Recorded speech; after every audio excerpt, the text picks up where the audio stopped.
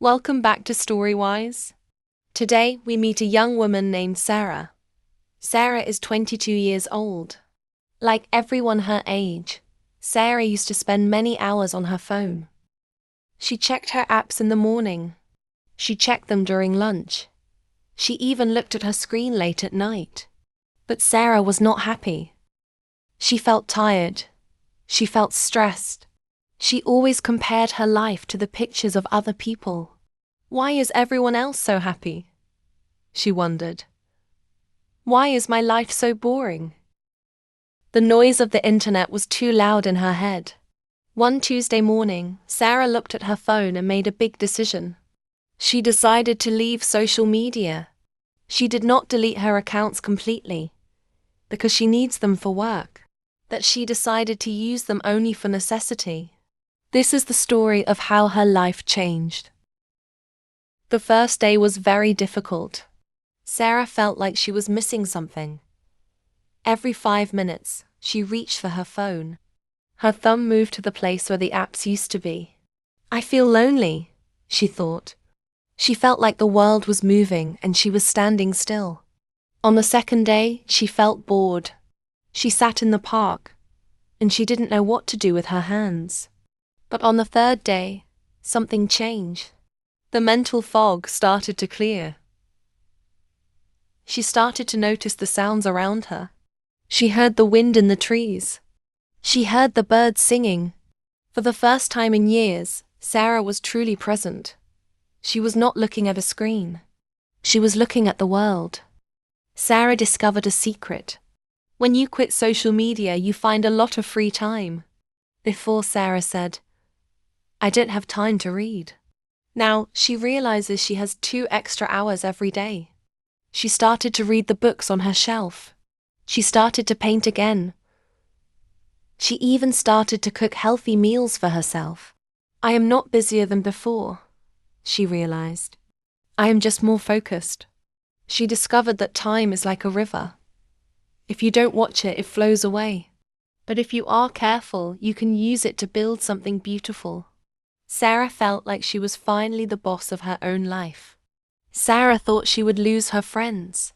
But the opposite happened. Because she wasn't looking at their stories. She had to call them. She met her best friend, Nadia, for coffee. They talked for 2 hours without looking at their phones. Sarah listened to Nadia's voice. She saw her real smile. This is much better than a like button, Sarah thought.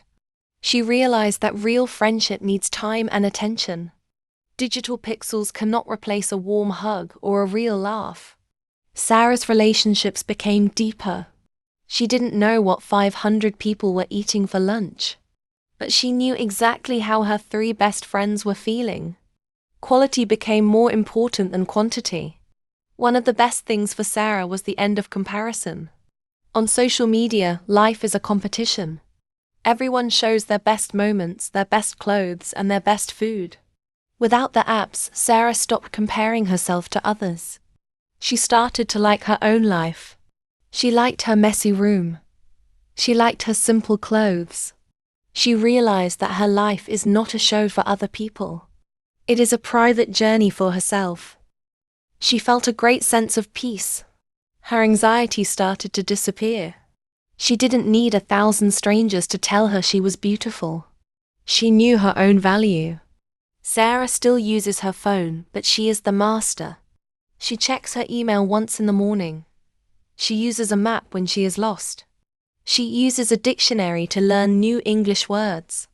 But when she finishes the task, she puts the phone away. She calls this purposeful use. Technology is a tool like a hammer or a pen. You use a hammer to build a house, then you put it down. You don't carry the hammer all day in your hand. Sarah treats her phone the same way. It is a useful tool, but it is not her life. Because Sarah doesn't look at blue light before bed, she sleeps better.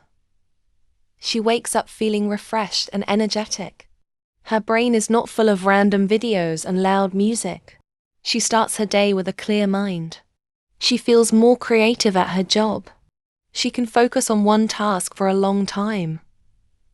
In the past, she had short attention span. Now, she can read 20 pages of a book without stopping. Her brain is slowly healing from the digital noise. She feels stronger, mentally and physically. People talk about FOMO, fear of missing out. But Sarah discovered JOMO, joy of missing out.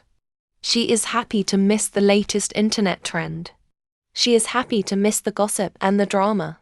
She loves being in her own quiet bubble. She realized that most things on the internet are not important. The news that everyone is shouting about today will be forgotten tomorrow.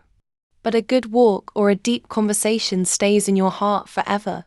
Sarah chose the slow life over the digital life. And she never wants to go back. Sarah's story teaches us a big lesson.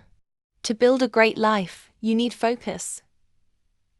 Social media is designed to steal your focus.